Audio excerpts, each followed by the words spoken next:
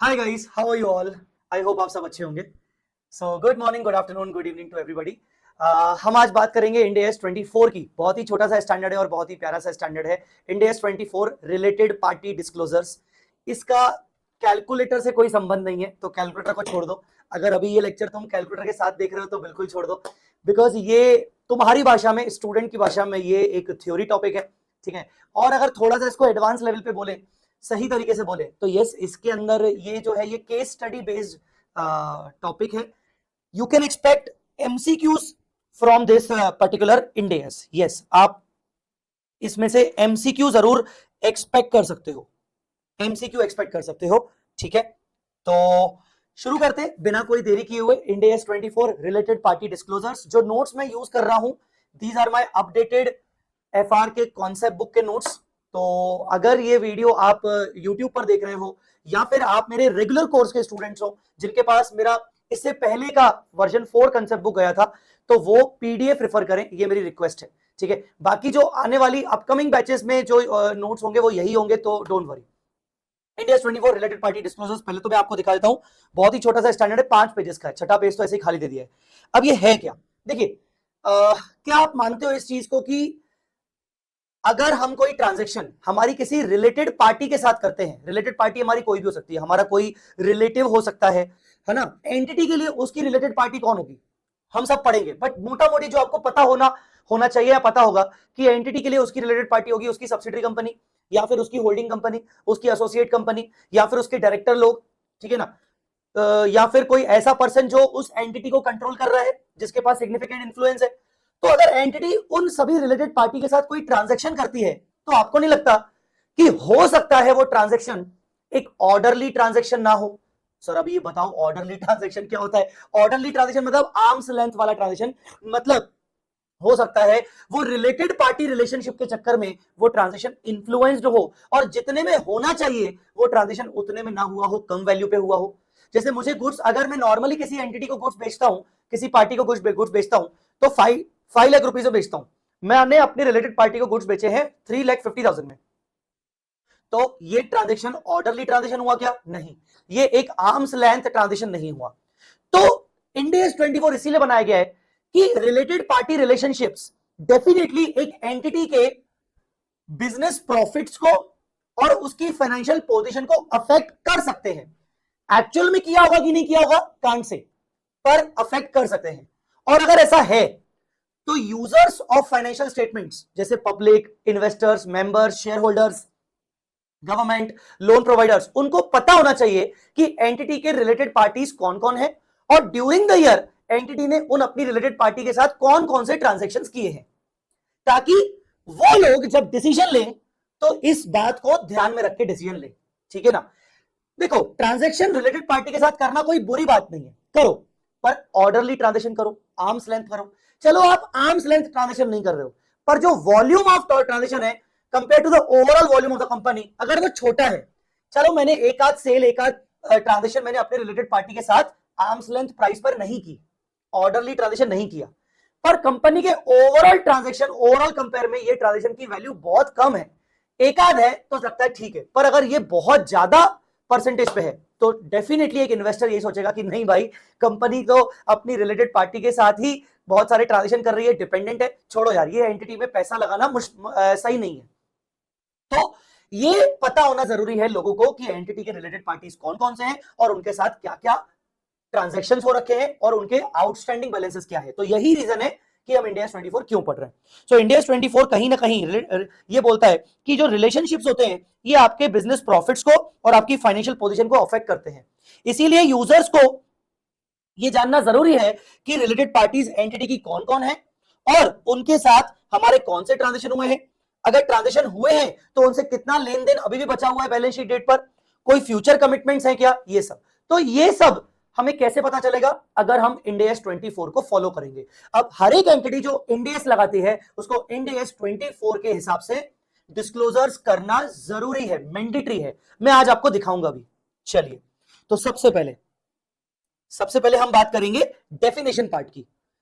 First of all we'll discuss about the definition part. यहां पर हम तीन चीजों की डेफिनेशन पढ़ेंगे। एक, रिलेटेड पार्टी, ठीक है ना, किसके रिलेटेड पार्टी कौन कौन हो सकती है। दूसरा, close member of the family of a person, जैसे पर्सन जय चावला या एनीबडी, कोई भी person.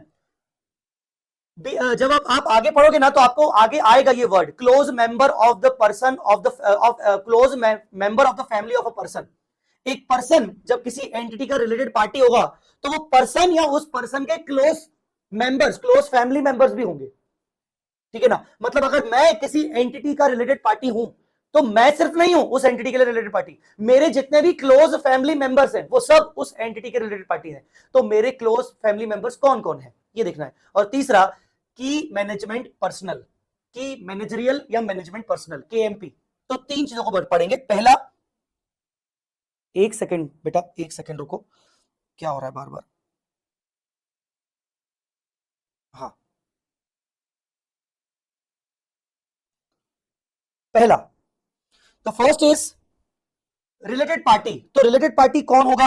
Related party can be a person और it can be the entity. एक एंटिटी के रिलेशन में रिलेटेड पार्टी सामने वाली कौन होगी? जैसे एक एंटिटी है, हम एग्जांपल के तौर पर एक एंटिटी को क्रिएट करते हैं ए लिमिटेड, एक एंटिटी को क्रिएट करते हैं ए लिमिटेड को। अब ए लिमिटेड के रिलेशन में एक पर्सन भी और एक एंटिटी, कोई दूसरी entity, B limited, C limited, D limited, ये सब रिलेटेड पार्टी हो सकती है। एक पर्सन भी हो सकता है और एक एंटिटी भी हो सकती है। तो ए लिमिटेड इंडिया 24 लगा रही है, उसके रिलेशन में कौन कौन रिलेटेड पार्टीज होंगे? तो एक पर्सन भी होगा और एक कोई दूसरी एंटिटी भी होगी, ठीक है, ठीक है सर। उसके बाद close members of the family. Close members of the family में कौन कौन आते हैं? Close member of the family में उस पर्सन के चिल्ड्रन, उस पर्सन की स्पाउस, ठीक है ना, उस पर्सन के children, spouse, domestic partner, brother, sister, father, mother. Children, spouse आपको पता है, वाइफ के लिए हस्बैंड, हस्बैंड के लिए वाइफ। सर ये डोमेस्टिक पार्टनर कौन होता है? बच्चों ये डोमेस्टिक पार्टनर का जो कॉन्सेप्ट है ना, ये एक्चुअली में ना वेस्टर्न कंट्रीज में चलता है। अब इसको ना इंडियस में भी अप्लाई किया गया है, इंडियस में भी डाला गया है, बिकॉज इंडियस कहीं ना कहीं आईएफआरएस से बनाए गए। तो डोमेस्टिक पार्टनर कौन हो सकता है? किसी व्यक्ति की शादी नहीं हुई है, वो लिव इन रिलेशनशिप में रह रहा है किसी के साथ, तो वो जो लिव इन रिलेशनशिप में किसी के साथ रह रहा है, वो व्यक्ति जिस दूसरे व्यक्ति के साथ लिव इन रिलेशनशिप में रह रहा है वो उसके लिए डोमेस्टिक पार्टनर होगा, ठीक है ना। तो वो डोमेस्टिक पार्टनर, हालांकि ब्लड रिलेशन नहीं है, स्पाउस से कौन सा को ब्लड रिलेशन होता है, पर डोमेस्टिक पार्टनर भी रिलेटेड पार्टी में आएगा, close member of the family में आएगा। और आपके ब्रदर, आपके सिस्टर, आपके फादर, आपके मदर, तो ये सब close members, close family members में आएंगे। और कौन आएगा? ये था कि आपके बच्चे, आपके स्पाउस, आपका डोमेस्टिक पार्टनर, आपके मदर, आपके फादर, आपके ब्रदर, आपके सिस्टर। अब दूसरा वाला पॉइंट है कि जो आपकी स्पाउस है उसके बच्चे। और यार ये क्या है सर, उसके बच्चे आपके बच्चे तो एक ही होंगे ना, अगेन वेस्टर्न कंट्रीज। हो सकता है उसके बच्चे भी कोई दूसरे हो जो आपके बच्चे ना हो। अब प्लीज आप इस चीज को समझ गए होंगे, ठीक है ना। अब यार मुझे पता है कि तुम ये सुनते सुनते कहीं ना कहीं कुछ और ही सोचना शुरू कर रहे हो, तुम हंस रहे हो, पर इस चीज को कंप्लीट करना जरूरी है। सो तुम्हारी स्पाउस के बच्चे जो तुम्हारे बच्चे नहीं है वो तुम्हारे लिए क्लोज फैमिली मेंबर में आएंगे। तुम्हारे डोमेस्टिक पार्टनर के बच्चे जिसके साथ तुम लिविंग में रह रहे हो उसके बच्चे जो तुम्हारे बच्चे एक्चुअली नहीं है, तो वो भी तुम्हारे close member of the family में आएंगे। और इसके अलावा डिपेंडेंट ऑफ दैट पर्सन और हिज स्पाउस और डोमेस्टिक पार्टनर। और तुम्हारे ऊपर जो भी पर्सन डिपेंडेंट है, चाहे वो ब्लड रिलेशन में है चाहे नहीं है, तुम्हारे ऊपर अगर कोई भी पर्सन डिपेंडेंट है या तुम्हारी स्पाउस के ऊपर डिपेंड है या तुम्हारे डोमेस्टिक पार्टनर के ऊपर डिपेंडेंट है, वो सब तुम्हारे क्लोज फैमिली मेंबर्स में आएंगे। तो तुम्हारे बच्चे, तुम्हारी स्पाउस, तुम्हारी मतलब तुम्हारा स्पाउस, तुम्हारा domestic partner, father, mother, brother, sister, तुम्हारी स्पाउस के बच्चे, तुम्हारे डोमेस्टिक पार्टनर के बच्चे, तुम्हारे ऊपर कोई डिपेंडेंट या तुम्हारी स्पाउस के ऊपर डिपेंडेंट या तुम्हारे डोमेस्टिक पार्टनर के ऊपर कोई डिपेंडेंट, वो सब क्लोज फैमिली मेंबर्स में आएंगे, ठीक है। अब आते हैं तीसरा, की मैनेजमेंट पर्सनल। सर ये की मैनेजमेंट पर्सनल कौन होता है? तो की मैनेजमेंट पर्सनल मतलब, की मैनेजमेंट पर्सनल मतलब ऐसा कोई भी डायरेक्टर कंपनी का, हालांकि डायरेक्टर डेजिग्नेशन जरूरी नहीं है, अगर मैं किसी कंपनी में किसी भी पोजीशन पे हूं जहां पर मैं उस पोजीशन के कारण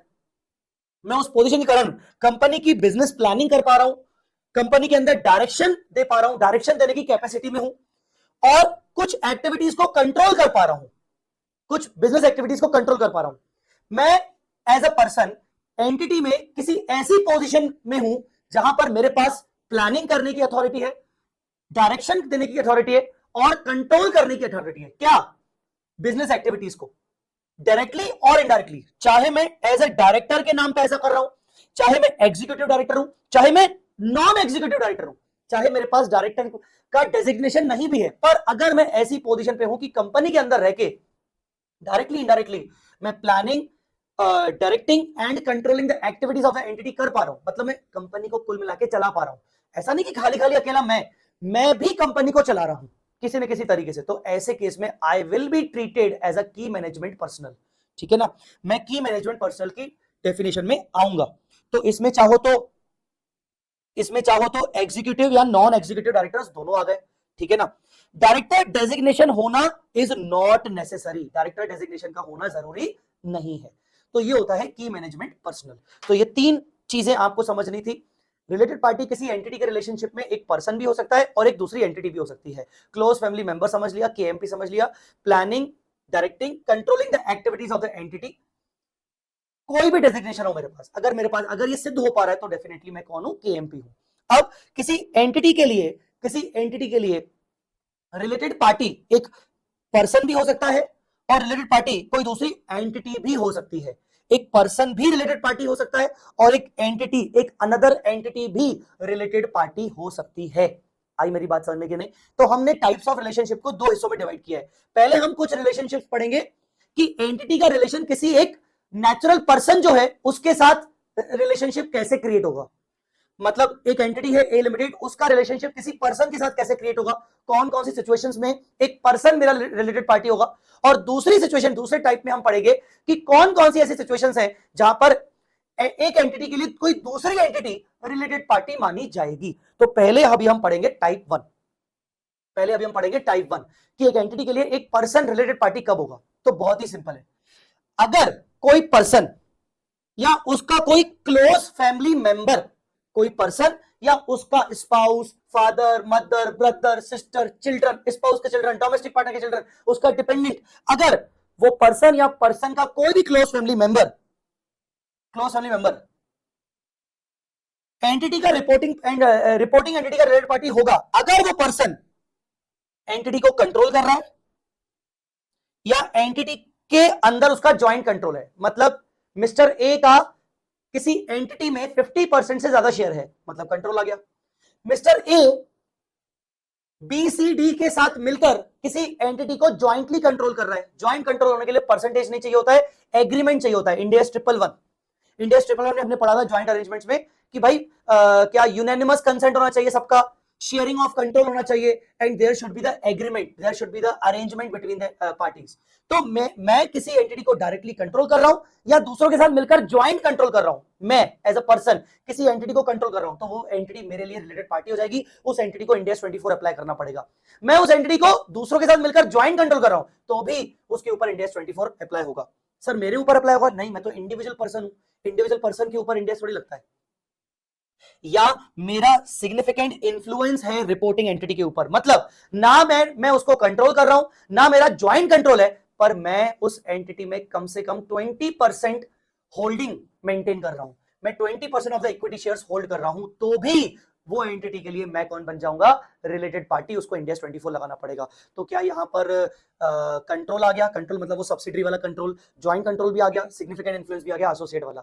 सो लॉजिकली मेरे पॉइंट ऑफ व्यू से अगर देखो तो वो मेरी सब्सिडरी हुई क्योंकि मैं उसका सबसे बड़ा शेयर होल्डर हूं कंट्रोल के पॉइंट ऑफ व्यू से, या वो मेरी ज्वाइंट वेंचर हुई, ज्वाइंट ऑपरेशन ज्वाइंट वेंचर हुई क्योंकि मैं ज्वाइंटली कंट्रोल कर रहा हूं, या वो कंपनी मेरी एसोसिएट कंपनी हुई क्योंकि मेरे पास मिनिमम 20% शेयर्स हैं, या फिर मैं उस कंपनी का केएमपी हूं, मैं उस कंपनी का की मैनेजरियल पर्सन हूं, या तो उस पर्टिकुलर एंटिटी का जो इंडिया 24 लगाई है, या फिर उस एंटिटी के पेरेंट एंटिटी का भी अगर मैं केएमपी हूं तो भी वो एंटिटी मेरे लिए रिलेटेड पार्टी बन जाएगी। जैसे एग्जांपल के तौर पर एक है, अरे यार ये ना कुछ गड़बड़ हो रहा है यार, एक सेकंड ना,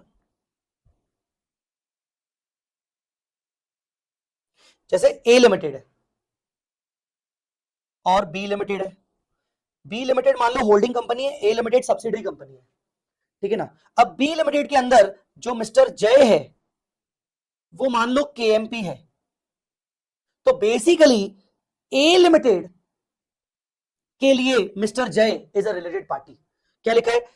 जय मतलब एक पर्सन और उसके सारे क्लोज फैमिली मेंबर्स, मतलब मेरे जितने भी मेंबर्स है क्लोज फैमिली मेंबर्स, वो केएमपी है ए लिमिटेड में। तो ए लिमिटेड और मैं और मेरे सारे क्लोज फैमिली मेंबर्स आपस में रिलेटेड पार्टी हो जाएंगे। या फिर मैं केएमपी हूं ए लिमिटेड की पेरेंट कंपनी में, तो ए लिमिटेड की पेरेंट कंपनी कौन है? B limited. तो मैं बी लिमिटेड का केएमपी हूं, तो मैं और मेरे close family members B limited के तो रिलेटेड पार्टी होंगे होंगे, पर साथ साथ ए लिमिटेड के भी रिलेटेड पार्टी होंगे। मतलब ये होल्डिंग कंपनी की जितनी भी सब्सिडरी कंपनीज हैं, उन सभी सब्सिडरी कंपनीज का मैं रिलेटेड पार्टी हूं। पर वाइजा वर्सा नहीं हो सकता कि अगर सब्सिडरी कंपनी का कोई केएमपी है तो वो रिलेटेड पार्टी होल्डिंग कंपनी के लिए होगा, ऐसा नहीं बोला गया है। ठीक है, आई मेरी बात समझ में कि नहीं? तो आप एक काम करिए, बस यही था रिलेशनशिप टाइप 1 में पर्सन के रिस्पेक्ट में जो रिलेशनशिप्स है वो यही था। क्या रिलेशनशिप था?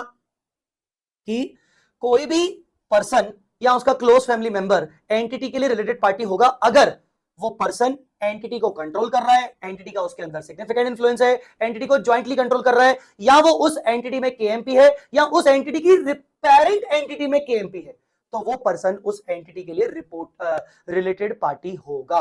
ये एग्जांपल्स आप एक बार पढ़ लीजिए, मेरी रिक्वेस्ट है आपसे। मेरा कुछ आईपैड गड़बड़ हो रहा है, मैं जो भी लिख रहा हूं तो वो कुछ गड़बड़ हो रहा है, पाम का प्रॉब्लम आ रहा है, तो मैं तब तक ठीक कर लेता हूं। आप तब तक एग्जांपल नंबर 1 को एक बार रीड कर लीजिए, ठीक है।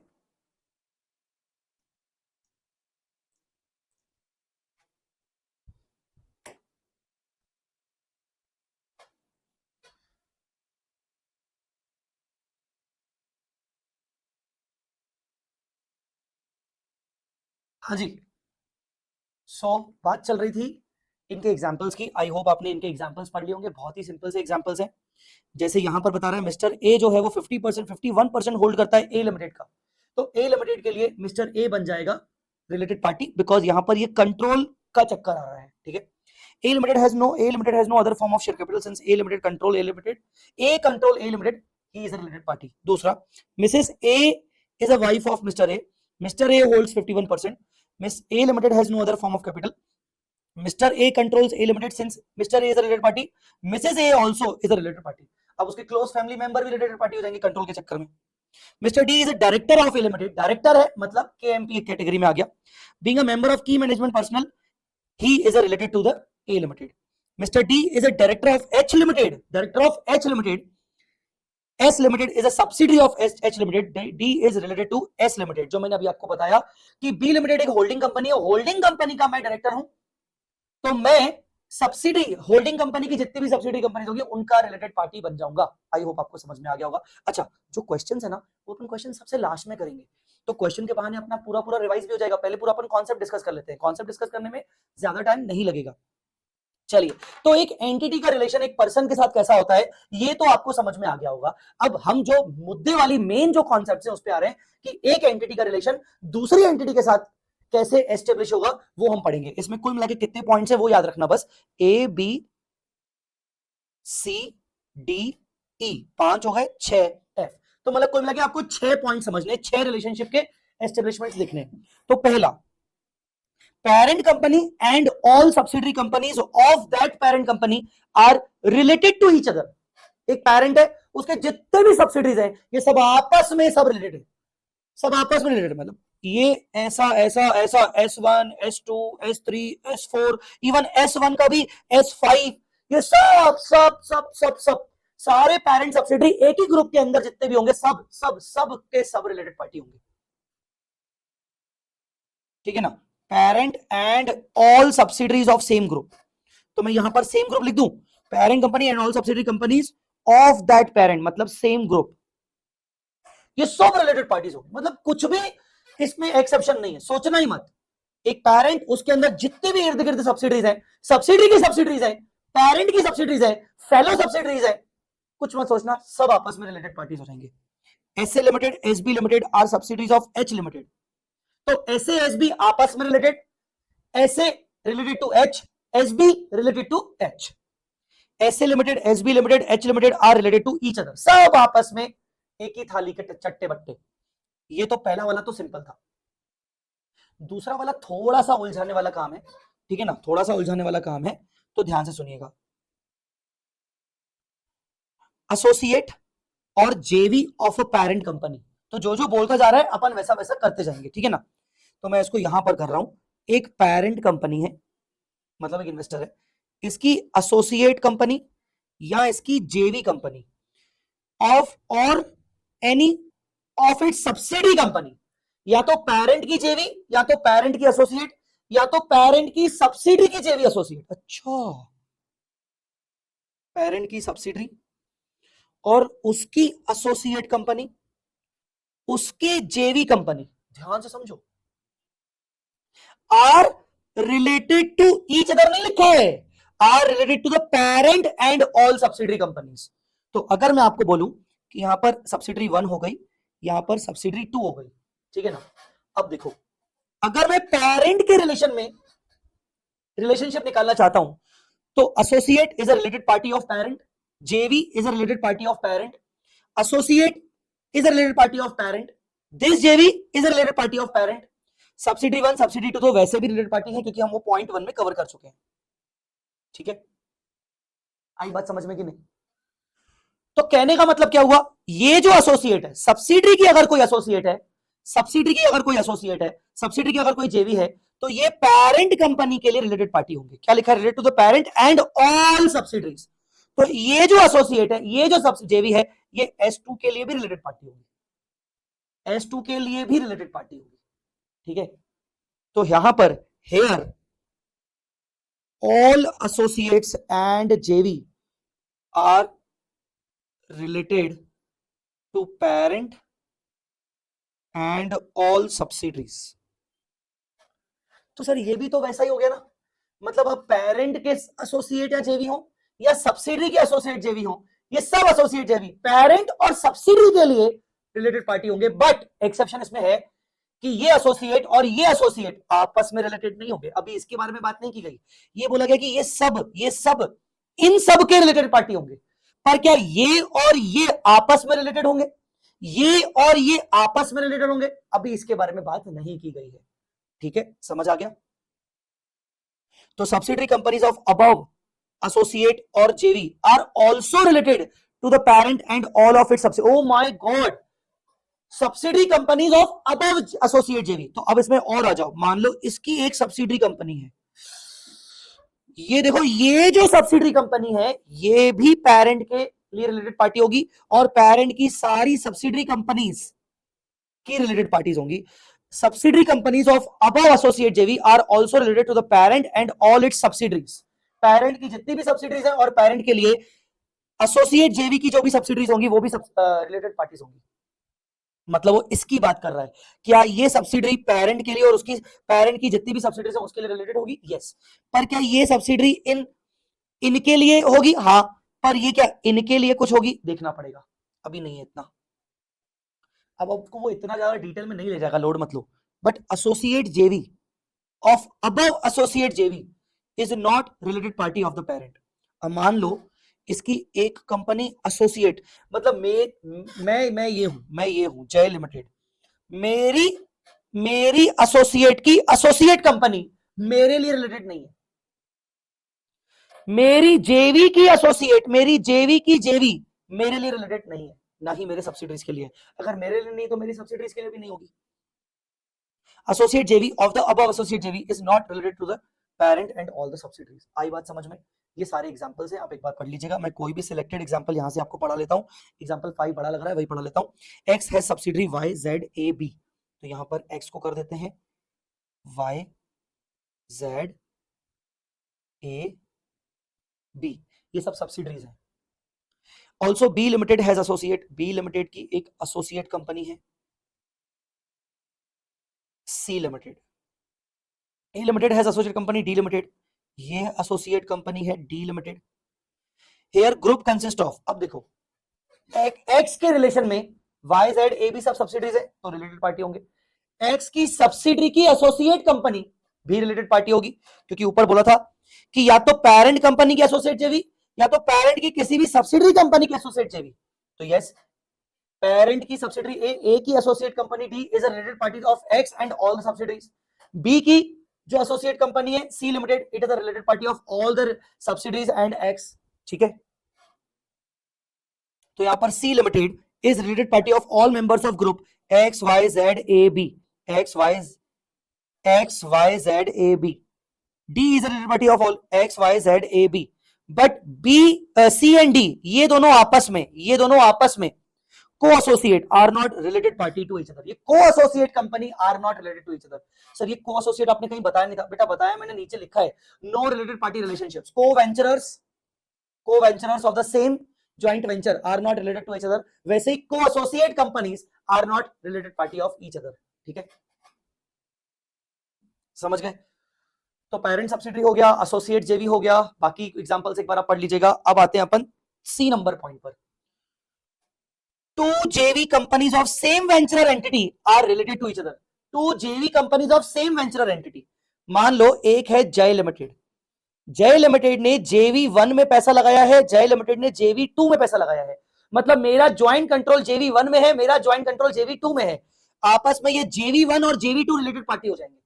To joint ventures company having the same venturer entity, ये दोनों आपस में joint venture company related party हो जाएंगे।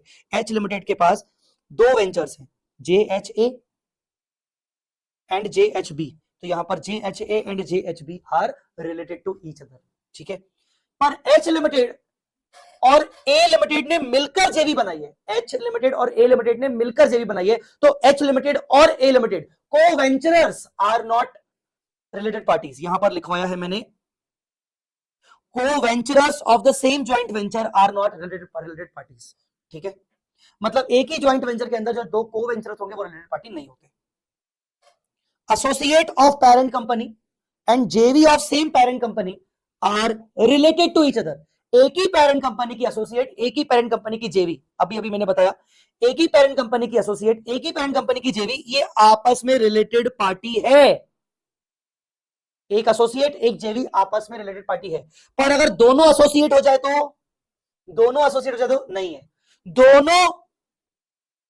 दोनों जेवी हो जाए तो हाँ है। अभी पढ़ के सी नंबर पॉइंट में two JVs of same venturer, because यहां पर पेरेंट सेम वेंचरर बन जाएगा, दोनों जेवीज सेम वेंचरर की रिलेटेड, एक इन्वेस्टर की एसोसिएट उसी इन्वेस्टर की जेवी रिलेटेड, पर एक ही इन्वेस्टर की दो अलग अलग एसोसिएट दोनों रिलेटेड नहीं होंगी।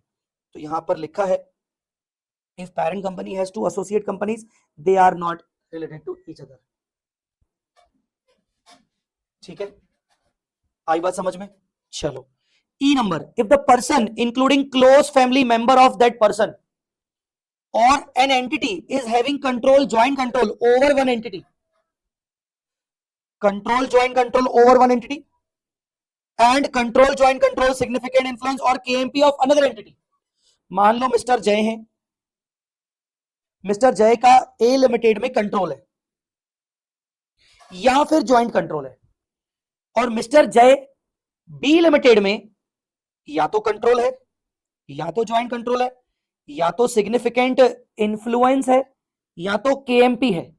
मतलब मिस्टर जय एक कंपनी को तो प्रॉपरली कंट्रोल कर रहा है, या तो ज्वाइंट कंट्रोल कर रहा है, दूसरी कंपनी में वो डायरेक्टर है, या दूसरी कंपनी को कंट्रोल नहीं कर रहा है, 20% शेयर है, या फिर दूसरी कंपनी को भी कंट्रोल कर रहा है।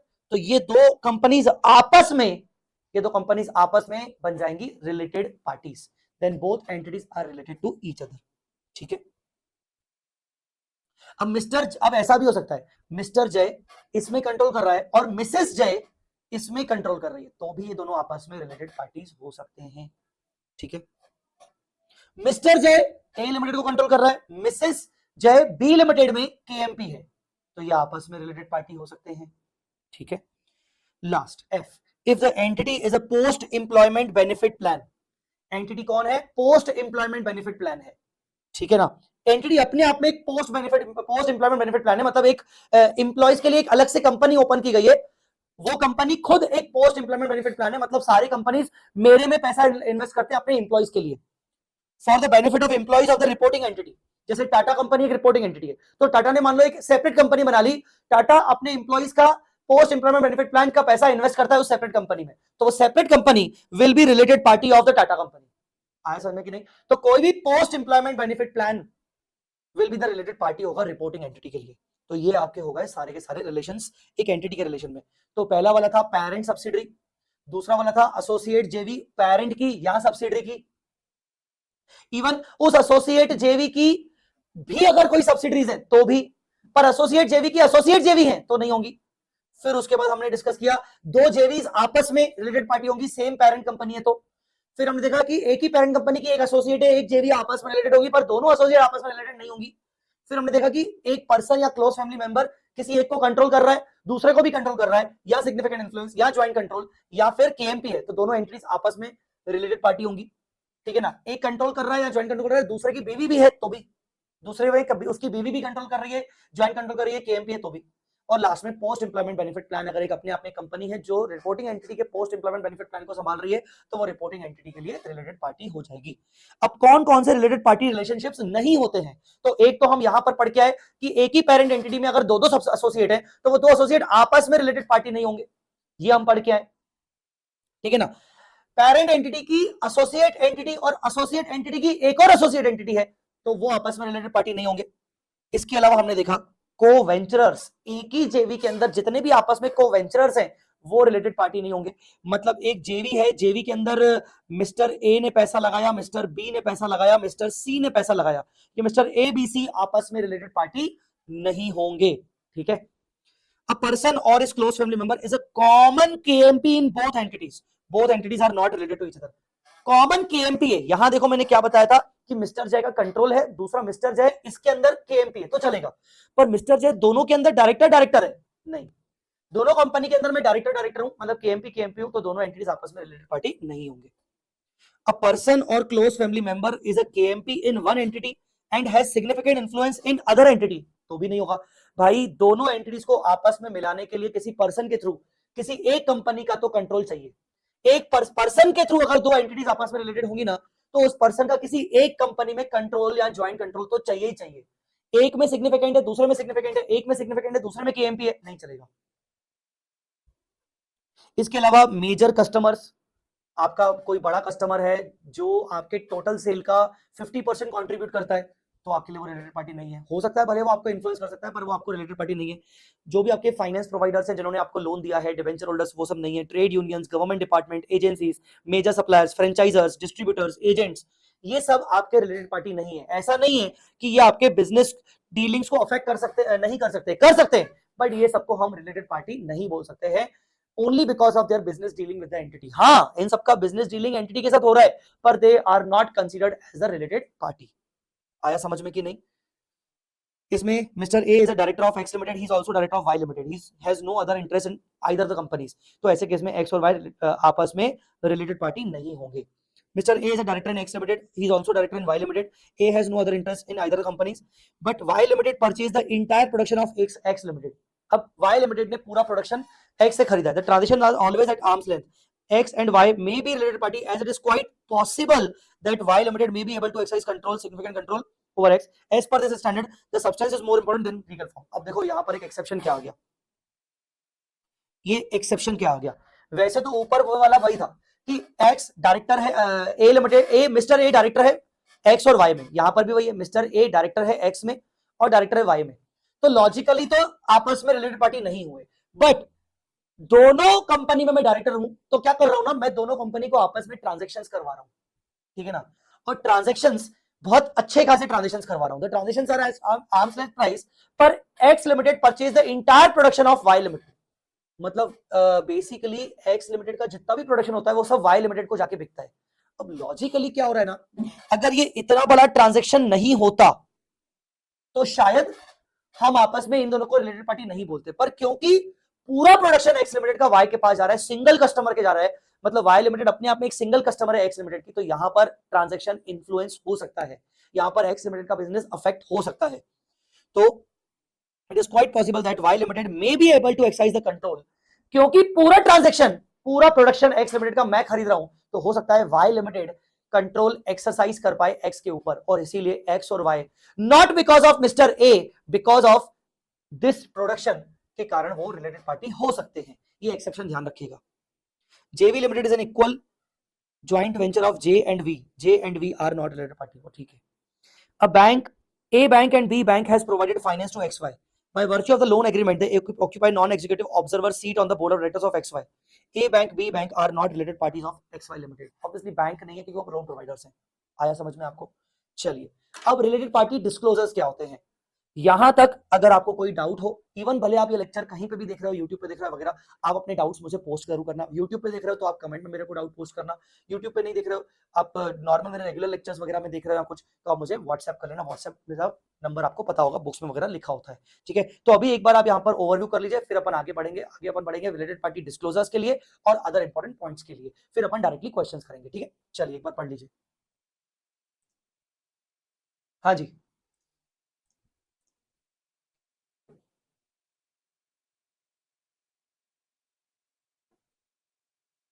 यस। तो अब आते हैं, अभी तक तो हम क्या पढ़ रहे थे कि भाई कौन कौन सी एंटिटीज, कौन कौन से पर्संस एक रिपोर्टिंग एंटिटी के लिए रिलेटेड पार्टी होंगे। अब रिलेटेड पार्टी के रिलेशनशिप्स हमने देख लिए, अब उनके साथ करना क्या है।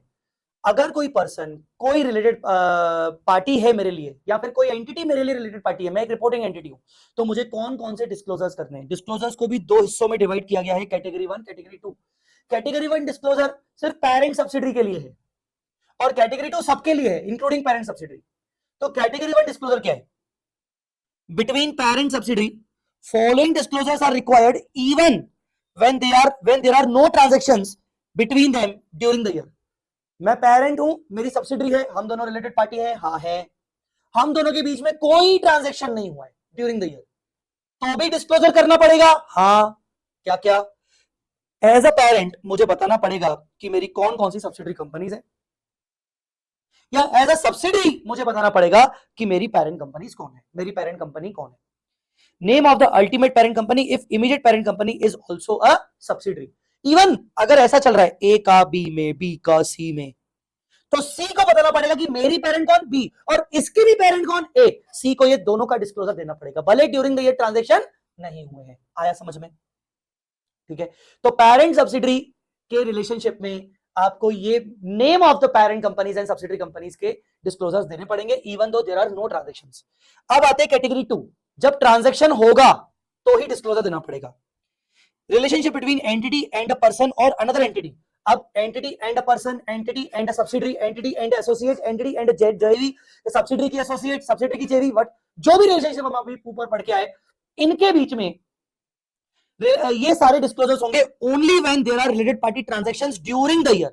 अगर इनके बीच में कोई रिलेटेड पार्टी ट्रांजैक्शंस हुए हैं ड्यूरिंग द ईयर तो ये डिस्क्लोजर्स होंगे। क्या क्या, कि भाई तुम कौन, मैं तुम कौन, तुम कौन, वो तुम्हारी जो एंटिटी जिसके साथ तुमने ट्रांजैक्शन किया वो तुम्हारा कौन है, तुमने जो ट्रांजैक्शन किया वो किस नेचर का ट्रांजैक्शन है, sale of goods, purchase of goods, sale of assets, purchase of assets, loan given, loan taken, whatever.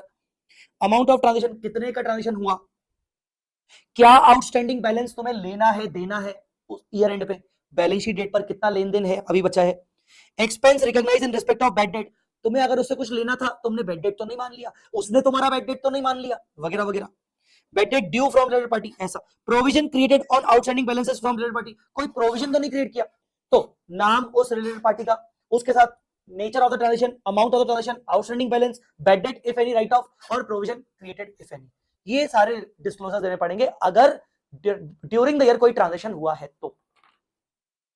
ठीक है, चलो अदर इंपॉर्टेंट पॉइंट्स, अब बाकी कुछ बची हुई छोटी मोटी बातें हैं, आइए देखें क्या क्या छोटी मोटी बातें। Related party transactions can be transfer of resources. अच्छा, रिलेटेड पार्टी ट्रांजैक्शन होंगे कौन से, क्योंकि यहां दिखा था ना नेचर ऑफ ट्रांजैक्शन, तो क्या क्या हो सकते हैं, ट्रांसफर ऑफ रिसोर्सेज, पैसा लेन देन, असेट लेन देन, सर्विसेज, एक दूसरे को सर्विस दे रहे हैं, किसी की ऑब्लिगेशन बियर कर रहे हैं, जैसे ये कुछ एग्जांपल्स है पर ये एग्जॉस्टिव लिस्ट नहीं है, इसके अलावा भी हो सकता है, जैसे sale purchase of goods and services, sale purchase of properties, other assets, rendering और receiving of services, leasing transaction, research development कर रहे हैं हम एक दूसरे के लिए, ठीक है ना, लाइसेंसिंग एक दूसरे को ट्रांसफर कर रहे हैं, लाइसेंस, इंटेलेक्चुअल प्रॉपर्टी वगैरह, फाइनेंस अरेंजमेंट कर रहे हैं, लोन वगैरह लेना देना, इक्विटी कॉन्ट्रीब्यूशंस कर रहे हैं, एक दूसरे के बिहाफ पर कोलैटरल रख रहे हैं, गारंटी दे रहे हैं, ये सब। पर ये एक्सक्लूसिव लिस्ट नहीं है, इसके अलावा भी ट्रांजैक्शंस हो सकते हैं। A reporting entity is also exempt from the disclosure requirement। हाँ, ये डिस्क्लोजर्स करने पड़ेंगे, पर इन डिस्क्लोजर्स के कुछ एग्जम्पशंस भी हैं, भले वो तुम्हारे रिलेटेड पार्टी हैं, तुम्हें कुछ केसेस में डिस्क्लोजर्स करने की जरूरत नहीं है, in relation to the related party transactions, outstanding balances and commitments with a government that has control, joint control, significant control over the reporting entity. अगर रिपोर्टिंग एंटिटी की का कंट्रोल गवर्नमेंट के पास है, सेंट्रल गवर्नमेंट, स्टेट गवर्नमेंट के पास, या government के पास उसका significant influence है, गवर्नमेंट ने 20% इन्वेस्टमेंट किया है किसी रिपोर्टिंग एंटिटी में, कंट्रोल किया है, ज्वाइंट कंट्रोल है, तो गवर्नमेंट के साथ अगर कोई ट्रांजैक्शन हो रहे हैं तो आप उनको रिपोर्ट नहीं करोगे. That may be the confidential thing, क्योंकि गवर्नमेंट के साथ ट्रांजैक्शन हो रहा है तो वो रिपोर्ट करना सही नहीं है, क्योंकि वो गवर्नमेंट अपने हिसाब से उनको अनाउंस करेगी. ट्रांजैक्शन रिपोर्टिंग एंटिटी के साथ किए गए हैं तो वो नहीं करोगे आप, उनको डिस्क्लोज, ठीक है ना, उनको डिस्क्लोज नहीं करोगे. Another entity that is a related party because the same government has control, joint control, significant influence over both the reporting entities and other entities. मान लो गवर्नमेंट एंटिटी ए और एंटिटी बी दोनों को कंट्रोल कर रही है, ठीक है ना, तो एंटिटी ए और बी के अगर बीच में कोई ट्रांजैक्शन हुए हैं तो वो रिपोर्ट नहीं किए जाएंगे. However, it shall disclose the name of the government, पर ये बताना पड़ेगा कि दोनों एंटिटीज को कौन सी गवर्नमेंट कंट्रोल कर रही है, और nature of the government relationship, और क्या नेचर है रिलेशनशिप का, कि गवर्नमेंट कंट्रोल कर रही है, सिग्निफिकेंट इन्फ्लुएंस है, या फिर ज्वाइंट कंट्रोल कर रही है. तो कुल मिला के गवर्नमेंट अगर तुम्हें कंट्रोल कर रही है तो तुम्हारे साथ जो ट्रांजेक्शन कर रही है उसको डिस्क्लोज करने की जरूरत नहीं. गवर्नमेंट अगर दो एंटिटीज को कंट्रोल कर रही है, या दोनों एंटिटीज में ज्वाइंट कंट्रोल है, दोनों एंटिटीज में सिग्निफिकेंट इन्फ्लुएंस है, तो वो दोनों एंटिटीज आपस में क्या डिस्क्लोजर्स ट्रांजेक्शंस भी कर रही है तो वो डिस्क्लोज करने की जरूरत नहीं है. दैट्स इट गाइस, हो गया आपका इंडिया 24. इतना ही था. अगर इंडिया 24 में कुछ पूछा गया तो मेजरली आपसे वो रिलेशनशिप पूछे जाएंगे, आपसे पर्सन के रिलेशनशिप भी बहुत सिंपल है. ये 6 रिलेशनशिप आपको याद रखने हैं और कुछ नहीं. ये 6 रिलेशनशिप को एक बार थोड़ा ढंग से पढ़ लोगे तो समझ में आ जाएगा. सो अभी तक हमने जो पोर्शन कवर अप किया है, आई होप आपको समझ में आ गया होगा. इंडिया 24 के अंदर हमने कॉन्सेप्चुअल पार्ट कर लिया. अब हम क्या करने वाले हैं, अब हम करने वाले हैं इसके कुछ सिलेक्टेड क्वेश्चंस. 16 क्वेश्चंस है, लगभग 8-10 क्वेश्चंस के आसपास, 8-9 क्वेश्चंस या 10 क्वेश्चन के आसपास मैं आपको करवाऊंगा. बाकी क्वेश्चंस आप बाकी के खुद निपटा सकते हो, ठीक है. सो चलिए, हमारा पहला जो सीरीज है identify the related party relationships, तो पहली सीरीज में ही आपको मेजरली थोड़ा सा अच्छे अच्छे क्वेश्चंस वगैरह मिल सकते हैं. तो मैं आपको बताऊं, पहला क्वेश्चन तो बहुत इजी है. पहला क्वेश्चन आप खुद कर लेना, क्योंकि वो इजी है, वो बहुत आराम से आपसे हो जाएगा. तो या फिर चलो एक काम करते हैं, थोड़ा सा आपको दिखने में, आंसर दिखने में थोड़ा अलग लगेगा तो मैं करवा देता हूं, नहीं तो फिर आप बोलोगे कि देखो सर आप क्वेश्चन भी नहीं करवा रहे हो. P Limited has controlling interest in SA, SB, SC. SC is a subsidiary of SB. तो चार्ट भी बनाया, देखो चार्ट बना के करोगे तो ज्यादा बेटर रहेगा. P की सब्सिडरी SA, SB और SB की सब्सिडरी SC, तो लॉजिकली SC जो हुआ वो P की सब्सिडरी भी हो गई, ठीक है. P Limited also has significant influence over A1 and A2, तो P के 2 एसोसिएट कंपनी भी हो गए, ठीक है. हाँ, अब examine the related party relationships. अच्छा, subsidiary SC has significant influence over associate A3 और SC की एक और एसोसिएट है. तो अब आपको देखना, बताना है कि ये इन लोगों का आपस में क्या क्या रिलेशनशिप हो रहा है. तो पहले P के रिलेशन में, क्या P के लिए SA, SB, SC रिलेटेड होंगे? हाँ. P के लिए A1, A2 रिलेटेड होंगे? हाँ. P के डायरेक्ट एसोसिएट्स हैं, होंगे. P की सब्सिडरी की एसोसिएट कंपनी मतलब A3, उसके लिए रिलेटेड होगी? हाँ होगी, हमने पढ़ा था. Associate JV of the parent या associate JV of any of the subsidiary company are related to the parent.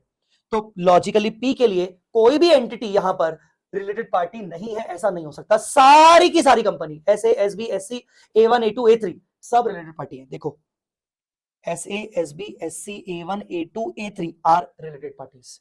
अब एक काम करते हैं, अब अपन SA के रिस्पेक्ट में देख लेते हैं. तो SA के लिए P हाँ, SB हाँ, A1 हाँ, A2 हाँ, ये SC हाँ. बस देखना है कि ये रिलेटेड पार्टी SA का होगा कि नहीं होगा, ये देखना है.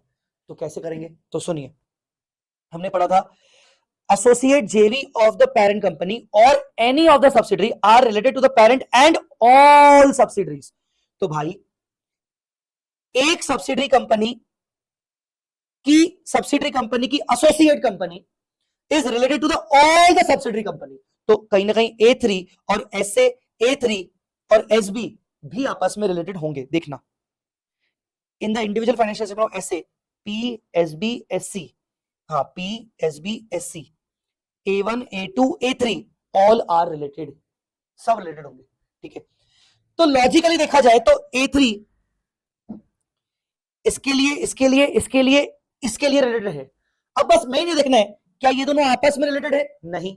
क्या A3 A1? नहीं। क्या A3 A2? नहीं। बस इनका ही चक्कर है, ये आपस में रिलेटेड नहीं होंगे। तो मैं डायरेक्टली इसमें आ रहा हूं, A1 A2 A3 are not related to each other. ठीक है, आया समझ में कि नहीं? For parent consolidated financial statement, A limited, A1, A2, A3 are related to the group. तो पेरेंट के कंसोलिडेशन में A1, A2, A3 ग्रुप के लिए रिलेटेड होंगे, मतलब पूरे सब्सिडीज के लिए और पेरेंट के लिए रिलेटेड होंगे। ठीक है, दैट्स इट, डन, क्लियर। तभी मैंने आपको बोला इजी है, बट ठीक है। अब कौन सा करवाऊं मैं आपको? चलो आ जाओ, क्वेश्चन नंबर 4 करवा देता हूं। Mister X has 100% investment in A, हाँ ठीक है, कंट्रोल है। He is also member of KMP of C limited. ठीक है, मिस्टर एक्स जो है वो ए लिमिटेड को कंट्रोल कर रहा है और सी लिमिटेड में वो केएमपी है, तो आपस में ए और सी तो रिलेटेड पार्टी होंगे। B limited has 100% investment in C, और बी लिमिटेड का भी सी में इन्वेस्टमेंट है। ठीक है, examine related party relationship from the perspective of C limited. C limited for A limited, क्या सी लिमिटेड A limited आपस में रिलेटेड है? The answer is yes, A limited is related to C because X controls A and is a member of KMP. C और A आपस में related है। Examine related party relationship from the perspective of C for A if X is a KMP of B limited and not C limited. भाई क्या पूछ दिया, क्या पूछ दिया? जो X है, जो X है वो B लिमिटेड का KMP है और X A को कंट्रोल कर रहा है, तो क्या अभी भी ए और सी आपस में रिलेटेड पार्टी होंगे? The answer is yes. क्यों? एक्स लिमिटेड बी का केएमपी है ना, बी का केएमपी है और बी की सब्सिडरी कंपनी है सी। तो मैंने आपको एक पॉइंट पढ़ाया था, if any person is a member of KMP of the parent company, तो वो पर्सन सब्सिडरी कंपनी का रिलेटेड पार्टी होगा। तो ध्यान से देखो, एक्स पेरेंट कंपनी का केएमपी है, तो एक्स कहीं ना कहीं सी का रिलेटेड पार्टी हो जाएगा, तो वो माना जाएगा कि वो सी का केएमपी है, माना जाएगा कि वो सी का केएमपी है। तो सी का केएमपी, सी के अंदर मैं केएमपी हूं और सी के ए के अंदर मैं कंट्रोल कर रहा हूं, ए और सी स्टिल रिलेटेड पार्टी होंगे, still A limited will be related party to the C limited. तो ये वाला पॉइंट यहां पर वैसे हमने पढ़ा था, if a person including close family member of the person और entity is having control, joint control on one entity and control, joint control, significant influence KMP of another entity, यहां पर अनदर एंटिटी के अंदर including subsidiary तो भी आ जाएगा। ठीक है, तो रिलेटेड पार्टी होगा, ये अच्छा क्वेश्चन है। Will the outcome in A and B would be different if X has a joint control over A? नहीं, डिफरेंट नहीं होगा, या तो कंट्रोल हो या तो जॉइंट कंट्रोल हो। No, still A limited will be related to C. Will outcome in A B would be different if X has significant influence? हाँ, अब डिफरेंट हो जाएगा, अगर एक्स का सिग्निफिकेंट इन्फ्लुएंस है ए में तो फिर नहीं चलेगा। Yes, A limited is not controlled by x, therefore despite Mr. X being KMP of C, A limited having significant influence of X will not be considered related party of C. यहां पर आपस में ये दोनों related party नहीं होंगे। ठीक है, चलिए, तो क्वेश्चन नंबर 4 आपका इंपॉर्टेंट है, ध्यान रखिएगा। आइए क्वेश्चन नंबर 5 पे। Mister X is a domestic partner of miss Y. X और वाई आपस में डोमेस्टिक पार्टनर्स हैं। Mister X has an investment in A and miss Y has an investment in B limited. अच्छा, X का investment है Y में, A limited में, Y का इन्वेस्टमेंट है बी लिमिटेड में। Examine when can a related party relationship is established from the perspective of A's limited financial statement. तो क्या ए लिमिटेड के रिस्पेक्ट में एक्स, हाँ ए के रिस्पेक्ट में एक्स कौन हुआ? Related party. वाई कौन हुआ? क्लोज फैमिली मेंबर, तो रिलेटेड पार्टी। पर क्या ए के रिस्पेक्ट में बी एक रिलेटेड पार्टी हुआ? क्या हो सकता है, अगर दोनों का इन्वेस्टमेंट कंट्रोल या ज्वाइंट कंट्रोल एस्टेब्लिश कर रहा है तो। मिस्टर इफ एक्स कंट्रोल्स और joint controls A limited, B limited is related to A limited. When Y has control, joint control, significant influence over B. मैंने बोला ना, जैसे मिस्टर एक्स कंट्रोल कर रहा है या ज्वाइंट कंट्रोल कर रहा है ए लिमिटेड को, और मिस वाई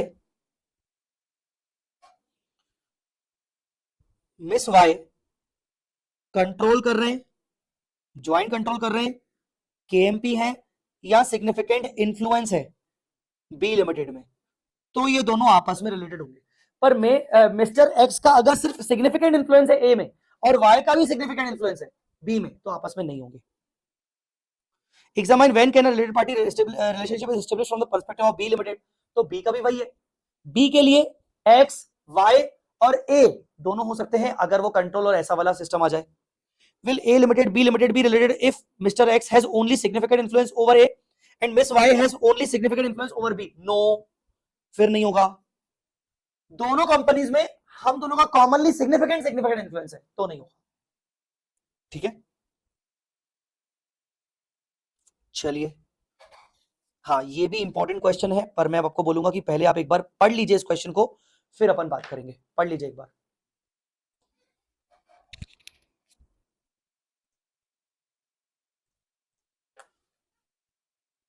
हाँ जी, क्वेश्चन बहुत जबरदस्त है।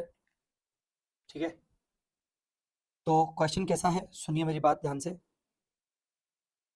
Mr X owns 95% of entity A and is its director. अब मैं ना इसको थोड़ा सा इसकी जगह लेके इसको बताऊंगा आपको। एक मिस्टर ए है जो एंटिटी ए को कंट्रोल भी करते हैं और डायरेक्टर भी हैं। He is also the beneficiary of a trust that owns 100% of entity B. Mister A की एक ट्रस्ट है जिसके बेनिफिशियरी कौन है, ए। बेनिफिशियरी मतलब कंट्रोल हुआ, मतलब बेसिकली ए जो है वो कंट्रोल कर रहा है ट्रस्ट को, और ट्रस्ट का 100% कंट्रोल एंटिटी बी में हुआ। तो लॉजिकली ये देखा जाएगा कि मिस्टर ए बी को भी कंट्रोल कर रहा है, मिस्टर ए एंटिटी ए को भी कंट्रोल कर रहा है।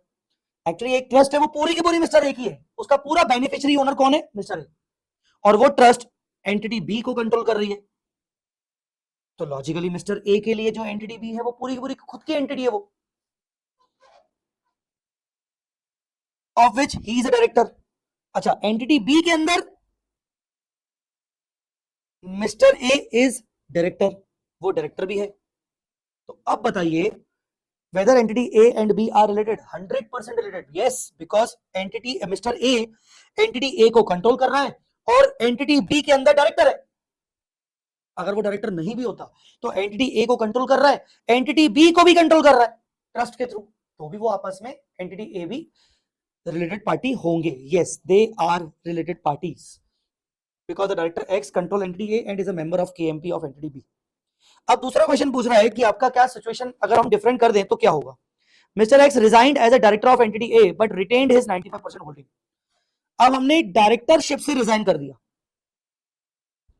तो ए स्टिल एंटिटी ए को कंट्रोल कर रहा है और ए एंटिटी बी के अंदर केएमपी है, अभी भी रिलेटेड पार्टी होंगे, यस स्टिल वो रिलेटेड पार्टी होंगे, कोई दिक्कत नहीं है। Continues to control entity A through 95% even though he is not normally director. Entity A B are related if X control the trust. X जो है मिस्टर एक्स जो है वो स्टिल एक्स ट्रस्ट को तो कंट्रोल कर रहा है ना, और ट्रस्ट का पूरा कंट्रोल बी में है, तो बेसिकली मिस्टर ए कहीं ना कहीं बी को आज भी कंट्रोल कर रहा है और वो उसके अंदर डायरेक्टर भी है। तो yes they are related, still A और बी आपस में रिलेटेड पार्टी है। Mr X resigned as a director of entity A and entity B and transferred 95% holding in entity A. अब उसने एंटिटी ए से ना रिजाइन कर दिया एंटिटी ए से। ठीक है, मिस्टर ए ने एंटिटी ए से रिजाइन कर दिया, ना ही वो उसको कंट्रोल कर रहा है, उसने अपनी 95% होल्डिंग किसको दे दी, ट्रस्ट को दे दी। Wait wait wait wait, trust को दे दी। तो अब जो है ट्रस्ट का कंट्रोल आ गया। अब देखो जी, मिस्टर ए एंटिटी ए को डायरेक्टली कंट्रोल नहीं कर रहा है, पर ट्रस्ट तो ए की ही है, और ट्रस्ट अब ए को भी कंट्रोल कर रही है, बी को तो वो वैसे भी कंट्रोल कर रही है। तो भाई ए स्टिल कहा जाएगा कि एंटिटी ए और एंटिटी बी को कंट्रोल कर रहा है, बिकॉज इसने अपनी 95% होल्डिंग, इसकी जो 95% होल्डिंग थी वो उसने किसको बेच दी, ट्रस्ट को। अब ट्रस्ट के पास 95% शेयर चले गए एंटिटी ए के, और ट्रस्ट के पास 100% शेयर है एंटिटी बी के, और ट्रस्ट किसकी है, ए की ही है। तो ए स्टिल दोनों एंटिटीज को इनडायरेक्टली कंट्रोल कर रहा है, still entity A entity B are related to each other. तो ये वाला question I would say it's a very good question. ठीक है, तो ये क्वेश्चंस आप देखिएगा थोड़ा सा अच्छे से, बाकी क्वेश्चंस आप निपटा लीजिएगा। सर बाकी के क्वेश्चंस कौन से हैं, बाकी के क्वेश्चंस बेटा डिस्क्लोजर रिलेटेड क्वेश्चंस हैं, डिस्क्लोजर रिलेटेड क्वेश्चंस हैं, जैसे Question number 102. Mr. X is a financial controller of ABC, a listed company which prepares consolidated financial statement in accordance with Ind AS. Mr. X has recently produced the final draft of the financial statement of ABC for the year to the managing director of Mr. Y for approval. Mr. Y, who is not an accountant, has raised the following query from Mr. X after going through the draft financial statement. कुल मिला के X एक तरीके से उनका financial department देखता है ABC का, एबीसी के फाइनेंशियल स्टेटमेंट बना के वो मिस्टर वाई को दे रहा है. मिस्टर वाई डायरेक्टर है, ठीक है ना, मैनेजिंग डायरेक्टर. अब मिस्टर वाई को कुछ क्वेरी है, बेचारा वो इस फील्ड का नहीं है तो कुछ क्वेरी है. क्या है भाई? One of the notes of the financial statement give detail of purchase made by ABC from PQR. ABC ने कुछ पीक्यूआर से परचेज किया है, वो डिस्क्लोजर दिया गया है. During 11-12, Mr. Y owns 100% of the shares of PQR. Mr Y जो है वो पीक्यूआर के 100% शेयर होल्ड कर रहे हैं और एबीसी में तो वैसे भी वो मैनेजिंग डायरेक्टर हैं, तो लॉजिकली एबीसी और पीक्यूआर तो रिलेटेड पार्टी हो गए. However, he feels that there is no requirement of any disclosure to be made in ABC financial statement since the transaction is carried out on a normal commercial terms and is totally insignificant as it represents less than 1% of the ABC's purchase. उससे फर्क नहीं पड़ता. क्या end S ने कहीं ये बोला कि रिलेटेड पार्टी डिस्क्लोजर्स करने की जरूरत नहीं है अगर ट्रांजेक्शंस आर्म्स लेंथ प्राइस पर हुए? नहीं. ट्रांजेक्शन आर्म्स लेंथ प्राइस पे हुए चाहे नहीं हुए, चाहे ट्रांजेक्शन का क्वांटम कितना है उससे मतलब नहीं है. अगर रिलेटेड पार्टीज के बीच में कोई ट्रांजेक्शन हुआ है, चाहे वो फेयर वैल्यू पे हुआ है, तो भी आपको डिस्क्लोजर देना पड़ेगा. Provide answers to the query raised by managing director. तो क्या आपको डिस्क्लोजर देना पड़ेगा? The answer is yes. यहां पर मेजर पॉइंट्स कहां पर फोकस किया गया है वहां देख लेते हैं.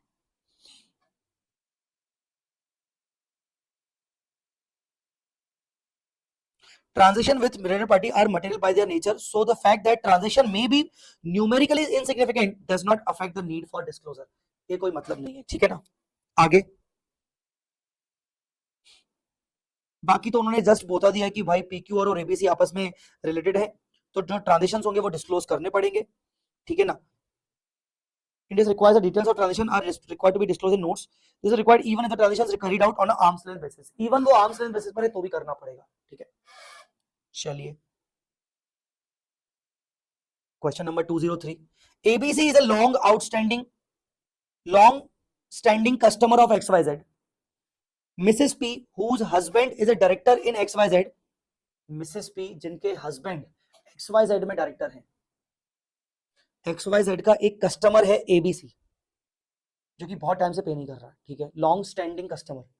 मिसेस P है जिसके हस्बैंड है वो डायरेक्टर है XYZ लिमिटेड में, तो लॉजिकली मिसेस P जो होगी वो XYZ लिमिटेड की बन जाएगी related party. Purchased a controlling interest in entity ABC.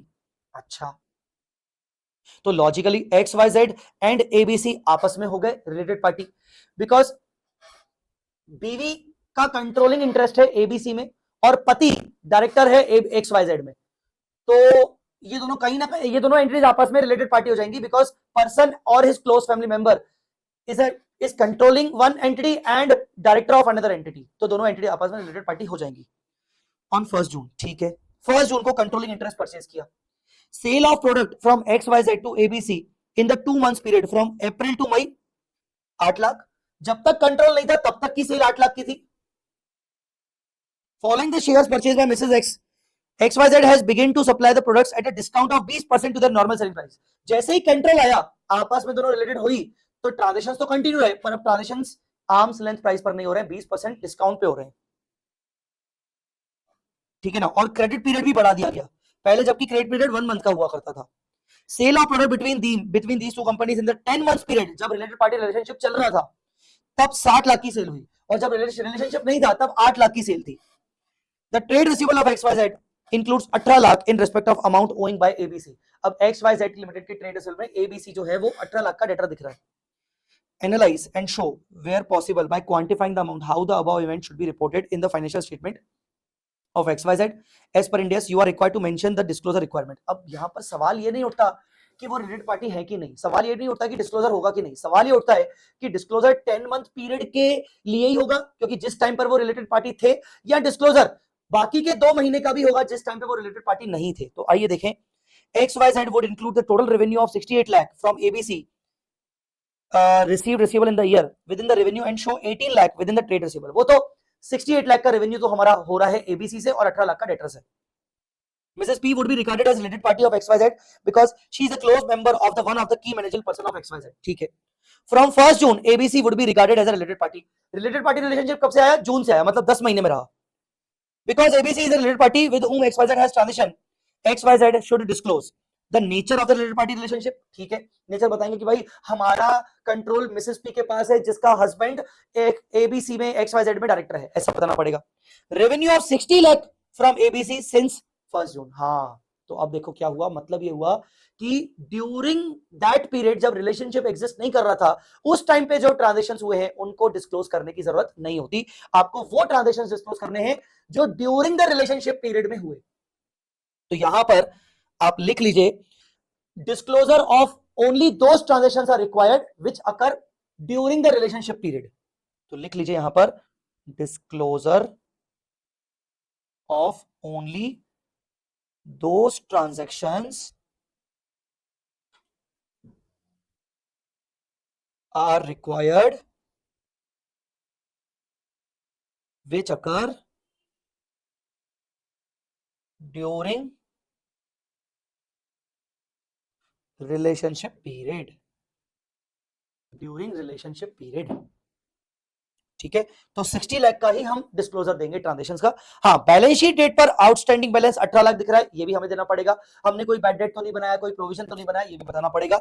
In the current circumstances it may well be necessary for XYZ to also disclose the favourable terms under which the transactions are carried out. Even उसको ये भी बताना पड़ेगा कि उसने कितना credit period दिया है, सामने वाले को डिस्काउंट पे दिया है, ये भी बताए तो बेटर है। ठीक है, तो चलिए ये क्वेश्चन माना जाएगा कि एक बहुत अच्छा क्वेश्चन था। यस, 203 नंबर क्वेश्चन, अच्छा क्वेश्चन था। चलिए बच्चों, बाकी क्वेश्चंस आप खुद करने की कोशिश करिएगा। अगर आपसे कोई क्वेश्चन नहीं बनता है तो आप मुझसे डाउट पूछ लीजिएगा, बिकॉज बाकी क्वेश्चंस में खास दम नहीं है। अब क्वेश्चंस रिपीट हो रहे हैं, तो बाकी क्वेश्चंस को आप खुद एक बार करके देखिएगा। फिर अगर आपको डाउट हो तो आप मुझसे पूछ सकते हो। अगर आप मेरे टेलीग्राम ग्रुप पे एडेड हो किसी पर्टिकुलर बैच के तो वहां पर, नहीं तो आप मुझे व्हाट्सएप पे पूछेगा। व्हाट्सएप डिटेल्स आपको मेरी किताबों में मिल जाएंगी। ठीक है, थैंक्स अ लॉट गाइस, अभी के लिए इतना ही। Thank you so much, bye bye, take care, जय माता दी, लव यू ऑल।